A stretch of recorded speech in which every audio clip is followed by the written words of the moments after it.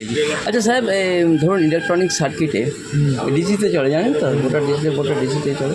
তো বেসিক্যালি যে integrated circuit আছে তাহলে তো ভেতরের চিপসটা খারাপ হয় না। ইন্টিগ্রেটেড চিপসের ভেতরে কিছু খারাপ হয় না।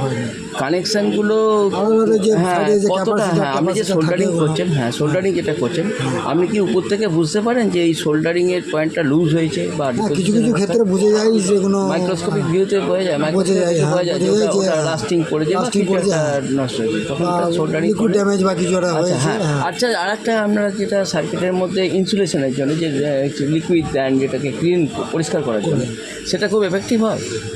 হ্যাঁ হয় মাঝে মাঝে, সব ক্ষেত্রে হয় না। ওয়াটার ড্যামেজ বা লিকুইড ড্যামেজ বা ঘাম টাম ওয়াটার ড্যামেজে হয় না, সেটা জানি, ওটা রিপ্লেস করে দিতে হয়, ওটা নষ্ট হয়ে যায়। কিন্তু শুধু শর্ট সার্কিট হয়ে গেলে মাঝে, আচ্ছা এটা কি আপনি মনে করেন যে মাঝে মধ্যে ওটা ক্লিন করে নিলে ভালো হয়?